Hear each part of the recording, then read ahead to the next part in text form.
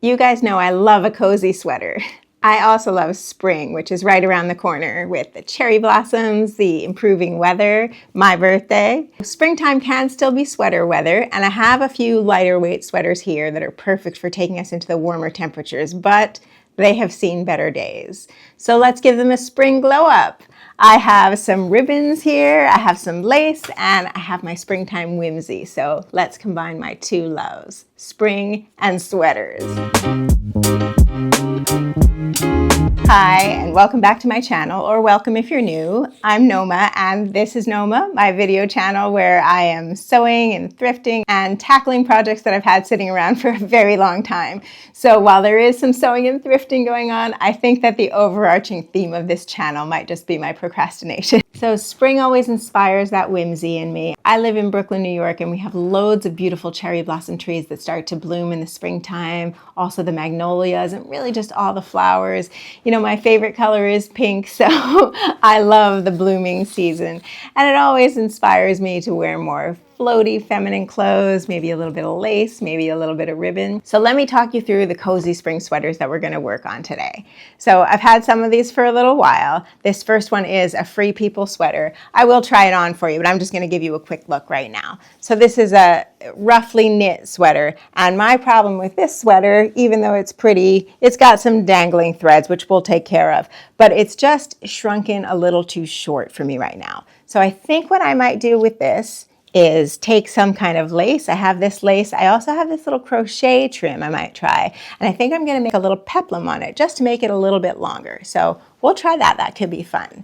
The next one I have is, if you remember my Extreme Procrastinators thrift haul, you'll remember this one. It's a white sort of meshy sweater that I've thrifted a while ago and forgot about in a bag. And it's a cute sweater. The fit isn't great. I think maybe it could, opposite of this sweater, I think maybe this one could be a little shorter. So I was thinking of using my pink ribbon and maybe doing a little ribbon threading, and it might ruche it up a little bit. Very similar to how this sweater has ruching on the sides. I'll do something similar with the ribbon on this sweater, and at the same time add a little splash of pink and some satin ribbon and some fun. This sweater here is my daughter's. It's a mint green sweater I think that we got at the bin store. She likes it as is, but she also would love for it to have some ribbon threading in it. We love that ribbon threading style, and I think that this sweater, we're going to add some to the sleeves, and I think she'll really like that. And then finally, I have this very nondescript tan sweater that I also think I got at the bins. The sleeves are kind of fun and puffy, and they're, a different crochet pattern, but the front is nothing to write home about. And I think I'm going to make this one into a cardigan. I'm inspired by my own project a few videos ago where I turned my teal pointel sweater into a cardigan. So this one, I think that I might throw everything at it. I might put some ribbons in it. I might put some lace on it. I'm also going to make it a cardigan. So this will be our grand finale. We're going to do everything to this one. So yeah, 4 sweaters, 4 quick projects, a little bit of spring whimsy. Okay, I'm starting with the white sweater since it's going to be the easiest one, just adding these pink ribbons. I'm doing 2 rows of ribbon lacing up the side fronts. I marked it with pins where the ribbons need to come out and back into the knit. I'm roughly eyeballing the length of this ribbon that I'll need, and I'm giving myself plenty of cushion because I bought a whole roll of it. Pink ribbon never goes to waste in my house. I'm also measuring it out though to see how long it is so that I'll have an idea for when I do the other side.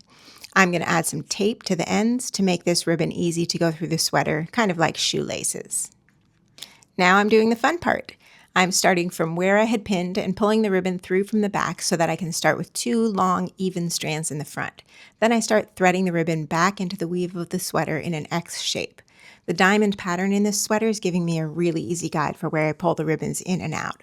I decided to leave a little gap between the X's on this design, and I'm also taking care to stay consistent with which side of the ribbon overlaps which. As you can see, I have the ribbon that's coming from the outside laying on the top, and I'll do the same on the other side so that together they'll form a subtle V shape, which is similar to the inside panel of the sweater. I adjust as I go to make sure the ribbon isn't getting too twisted, and then I continue those X's all the way down to the bottom where I'll tie a nice bow. Pulling these ribbons taut didn't really create the effect I had planned of cinching up the sweater to make it shorter, but I tried it on and the ribbon lacing was so fun that it added that extra pop that this sweater needed without affecting the length, so I trimmed the ends and moved on to the other side. I'm measuring out just a little bit less than I used on the first side now that I know how much I'll need. I'm taping up the ends of the ribbons and then starting the lacing process. As usual, a fuzzy helper joined me who is actually more of a hindrance, but I can't resist him. Tying on some bows, and then this one is done. I'll give you a reveal at the end of the video. And now for my daughter's mint green sweater. For this one, we're doing the ribbon lacing on the sleeves. I measured out a length of ribbon and I'm prepping the ends with tape just the same way as before. Now I need to figure out where I will thread this ribbon through. I think I'm just going to eyeball it and hope that I'm straight. There are definitely some good openings in this knit, but there's a few places I'll have to thread it through a tighter spot. The one thing that I'm doing differently on this sweater is I'm pulling the ribbons in and out of the same spot so that there won't be an extra gap in between the X shapes formed by the ribbon lacing. It'll be more of a continuous band of ribbon this way. At the end, I'm tying a nice bow and snipping the ends. I think I'm also going to add a few stitches to this bow after she's had a chance to try it on just so that it doesn't slip around. Now that that side is done, it's time to do the other one. Okay, forgive me, I'm playing with editing. So this sweater is done. It's a super cute detail. This is going to give my daughter a healthy dose of spring whimsy. Okay, great. Now that I have laced up those two sweaters, they came out really cute. I really like them. You know, a little touch of pink ribbon just makes everything better. Now I'm going to move on to this Free People one that I need to add the peplum to. So I have two different options for fabric that I might use for trim rather that I might use to add the peplum. And one of them is this sort of chantilly lace. It's white and it was, you know, a table runner that I actually got a pack of, I think 6 of them, and they were really cheap, but it's a really pretty lace. And the other thing is this also a table runner, I believe, a dresser runner, and it is a hand crocheted kind of piece of table runner, but that I thought I could cut into a trim. And as I was playing with these two, I think that I like this one better. I really love this chantilly lace. I just feel like it's too white for this sweater. So I think I'm going to go with this. This might be a little tricky. It might be a little experimental, but we're going to see what we can do. Now, I do have to say, I believe that I thrifted this once. It's not any sort of family heirloom. And just to be safe, I also checked in with my mom to make sure that it wasn't originally hers or originally from our family. And she doesn't recognize it. She says she doesn't think so. If anything, possibly my grandmother had crocheted it. But knowing my grandmother, if she did crochet this, she would 100% be on board with me using it as a trim, because more than anything, she liked to see things be used. And she would much rather it be used on a sweater that I wear than sitting in a bag in my closet. So I am going to confidently go ahead and use this, which means I will cut it up a little bit, but I think that it's going to be great as a trim. But actually, the first thing I need to do is this sweater needs a haircut. Look, it has these just threads everywhere. You know, it's a very Free People style sweater, so it's got raw edges, but I think I can just clean those up quickly with my little snippers. So I'm going to do that right now.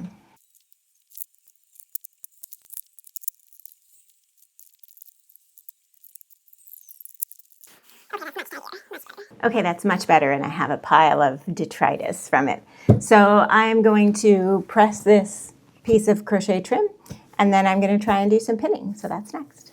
Okay, I have that ironed, and if you'll notice it's dark behind me, it's not because it took me 4 hours to iron this. I actually left and came back. So yeah, I have this ironed. I have decided that I want to use just the last row of the motifs. Now that it's not crushed up anymore, you can really see how big the motifs are. I really think that it looks the best with just that little bit of the crochet trim peeking out. And you know, obviously I'm going to gather it a little bit.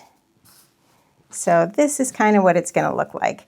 So now I have to think about how I'm going to do this. So what I think I'm going to do is I have some seam tape here. It's just like a rayon seam tape.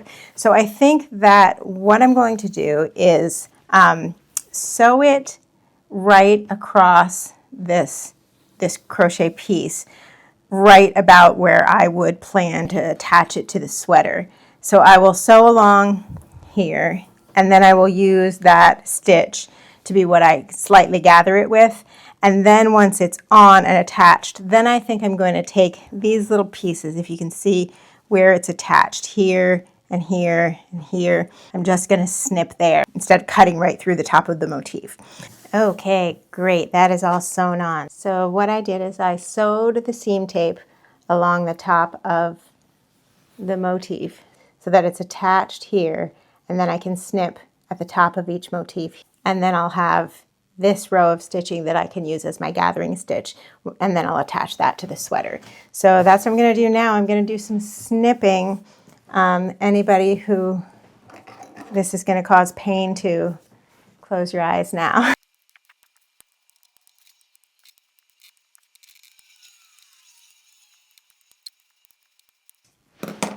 Great. And so now, just like that, I have my own piece of handmade crochet trim from what was a table runner. Okay, that's all pinned on and it's looking really cute. I'm really happy with the way it looks. I originally had planned for a longer sort of a peplum on this, and now it's become more of just a ruffle trim. But really the extra kind of 1.5 inches, 2 inches that it's giving it is just enough. And I really like the combinations of these two fabrics together. The slub knit with this antique crochet trim is really nice. So I'm going to take this to the sewing machine and I'm going to attach these together, and then this one will be done.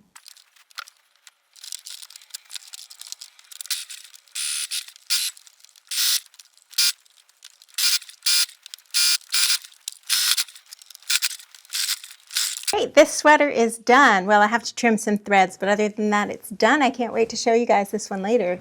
But for now, we're going to move on to the other sweater, the one that I'm turning into a cardigan. I might not get to that one tonight, so I will come back to you on another day and we'll work on that one.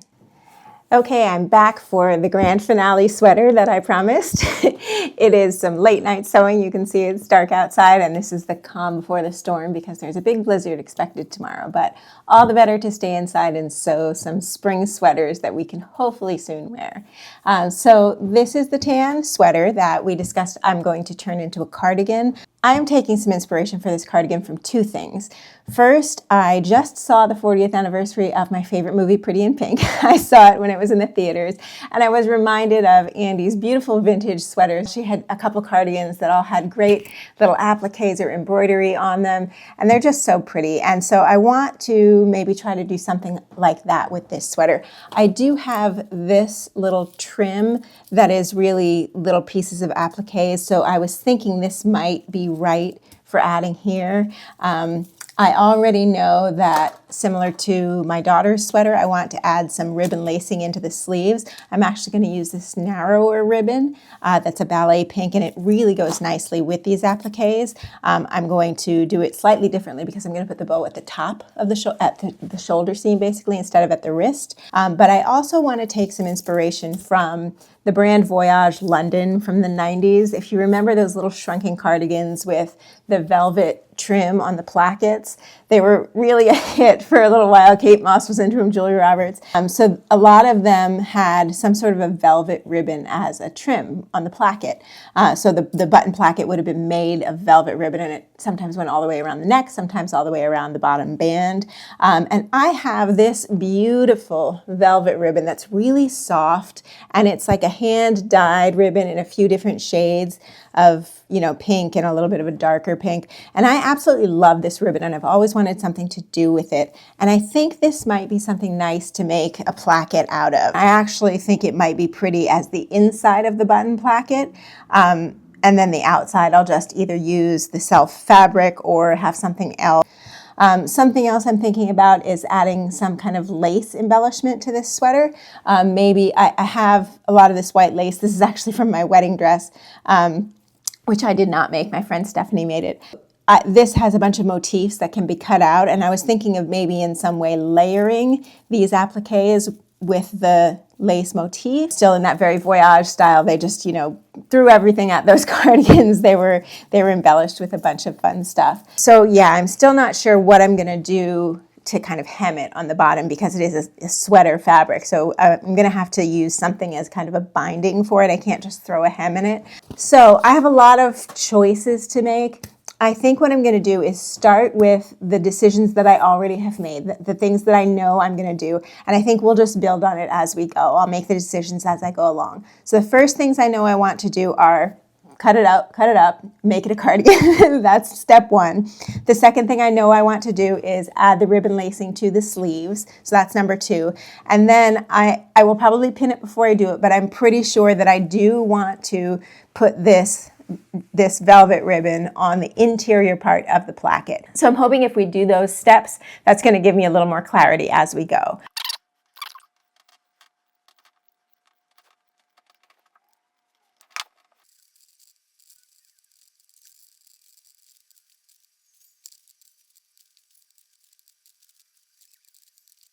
Okay, both sleeves are done. This is looking really cute. I really like the way this looks with the ribbons on top, just the little delicate little lacing. I really like that. So the next thing we're going to work on is trying to start working on this velvet ribbon placket.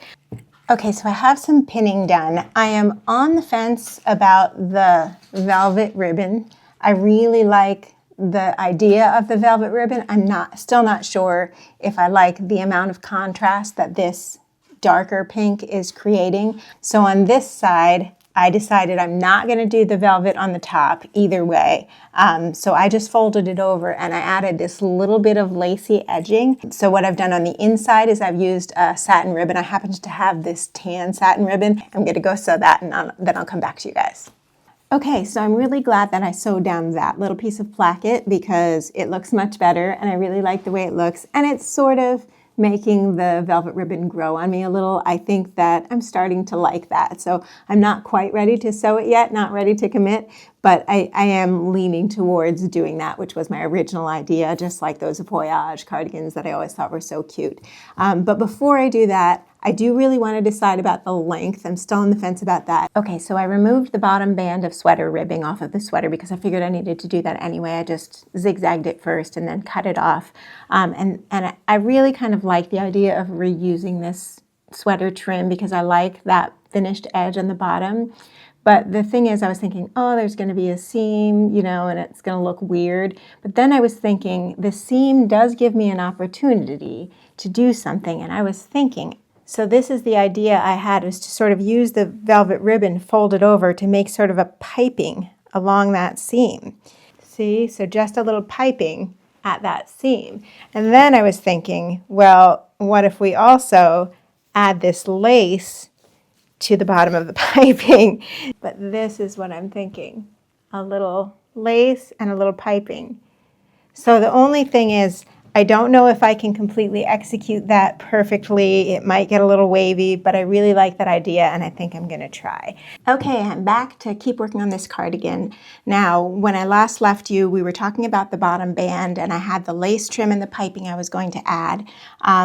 And the lace was to match the lace I had along the front placket. And I kind of decided that I wasn't really digging that lace. I, went with Coco Chanel's advice about the take off one thing before you leave the house. And even though this is a sweater that is fully embellished, I realized that that one lace was kind of pushing it over the edge and I really wasn't liking it. So I decided to take it off, which meant I had to remove the front placket that I had done with the tan ribbon.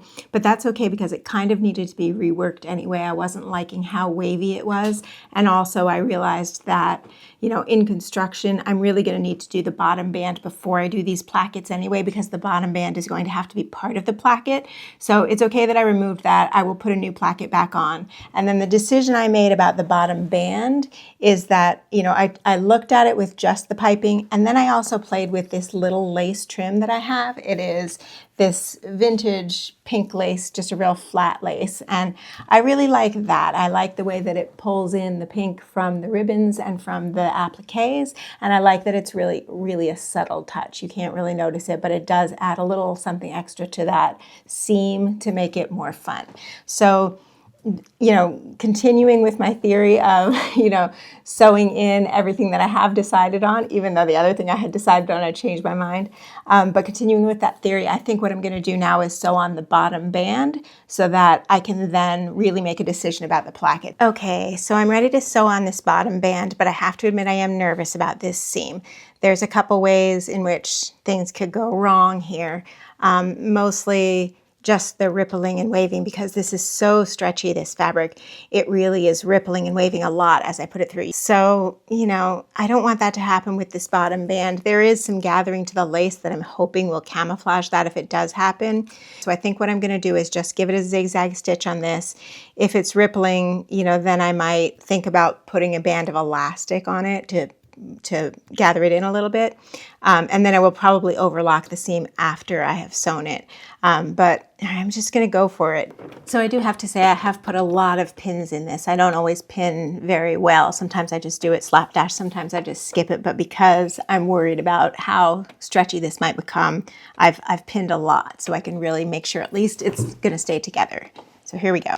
Just want to pipe in here to say that a walking foot would have been the perfect help for this project, and I thought I didn't have one, but then at the end, after I did this, I found that I did have one. Okay, so that all went okay with the bottom band. It's looking okay. It does blouse over a little bit, but that's kind of how I wanted it. I overlocked the interior so that it'll have a nice clean finish. So now I'm going to move on to sewing the inside of the button placket. So I have again pinned this one very carefully because I don't want the fabric to wave and buckle too much as I do it. So all right, we're just going to take this slow and we're going to do it. Okay, great. So I have have it sewn down on both sides, top stitched. Yeah, I think that's kind of fun. That's a nice very voyage detail. So I'm going to take this over to the table and maybe try it on and then decide what I'm going to do about the other side of the placket. Okay, I'm back for another late night sewing sesh. We have been through quite a bit over the past few days, me and this cardigan. I had some trouble trying to figure out the buttonholes, and long story short, I had to remove the entire placket that I had done.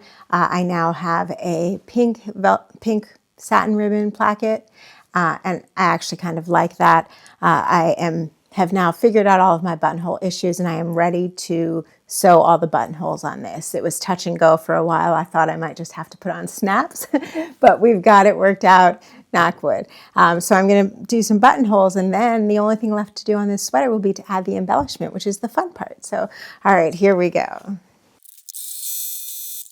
Okay, that's 2 down. I did a test one and this is my second one. You'll notice I've got the embroidery stabilizer on top here, which typically I wouldn't do, but my machine was having such a hard time sewing the buttonholes on this sweater fabric that I needed to put the stabilizer on top. And because it's tear-away stabilizer, you really can't see it once the buttonhole is done and I tear it away. So all right, here we go, a few more.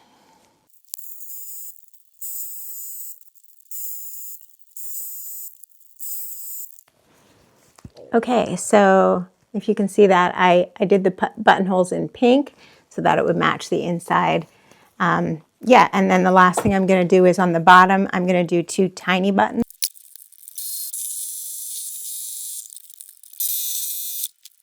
Okay, that's the last 2 little ones done. I have a little trimming to do here, and then I will meet you back over at the table and we'll figure out the last final embellishments for this.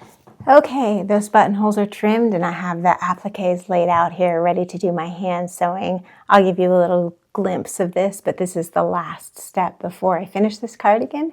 I think then I'm not going to film this because I'm probably going to sit down and watch TV while I do it. But after this, then you will get the final reveal. So let me just give you a sneak preview right now.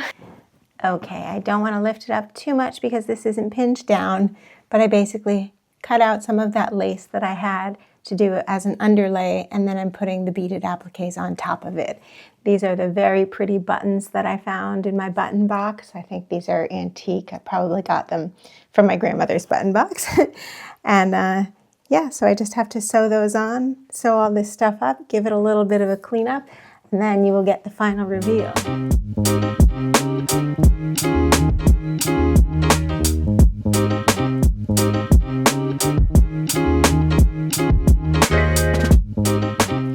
Okay, here's the white sweater with the pink ribbon lacing. I am in love with this sweater now. You know, I love a little bit of pink ribbon, but I really think that this one adds just a little something to this sweater. It made it from just a normal, you know, boring old sweater in my wardrobe to something I really am excited to wear. I've got it with a dress right now, but I think this would look equally as good with jeans. So this one was a really easy fix. It maybe took me half an hour. So I encourage you, if you have a boring old sweater sitting around in your wardrobe, throw some ribbon in it. It really might make a difference.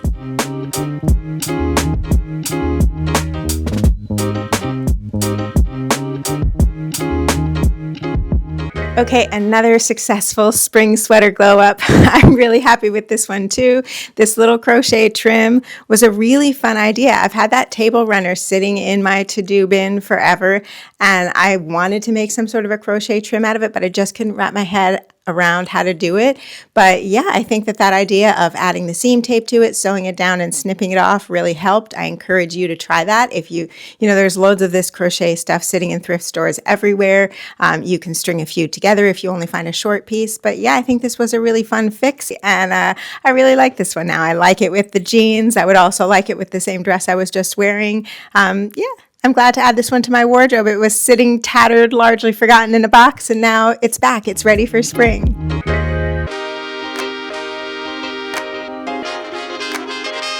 So here's another great example of how just a little ribbon lacing can really upgrade a sweater. This was already a cute sweater, but you know, this little ribbon lacing in the sleeves really takes it up a notch, adds a little spring whimsy, and you know, it's really my daughter's style. She also loves pink like me, and she loves ribbon. And so this is a great little fun touch to add to a sweater, and she's excited to wear this one. I'm excited to see her wear it. So yeah, spring whimsy.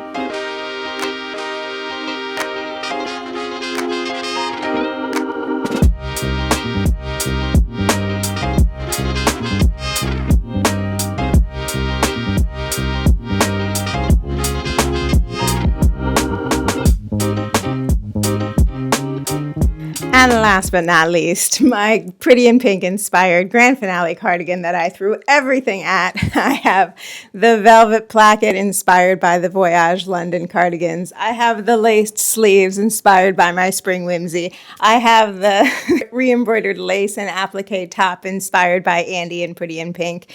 And, you know, it's just a fun overall upcycle sweater. I really enjoyed putting this one together, even though there were a lot of struggles. You know, it was a learning curve with the buttonholes. The fabric wanted to do all kinds of different things, but I just had fun, and now it's a really fun piece to add to my wardrobe. I'm wearing it with a Pretty in Pink inspired dress, but I think this is going to look great with jeans because that's usually what I wear anyway.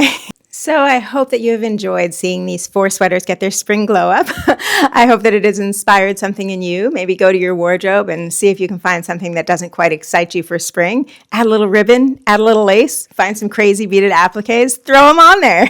It might turn into a wardrobe item that you're really excited to wear for spring. And maybe this also will inspire Mother Nature to give us our weather. Maybe by the time this video airs, it already is a lovely spring day, and I hope so. So thank you so much for choosing to spend your time watching this video. I appreciate you watching all the way until the end. That really helps me. It would also help if you could find a way to engage with this video. Click the like, leave a comment below. It would really help if you could subscribe. I would appreciate that. I will see you guys again if I ever get around to making another video, which I hope that I do. You have a good rest of your day. Thanks. Bye.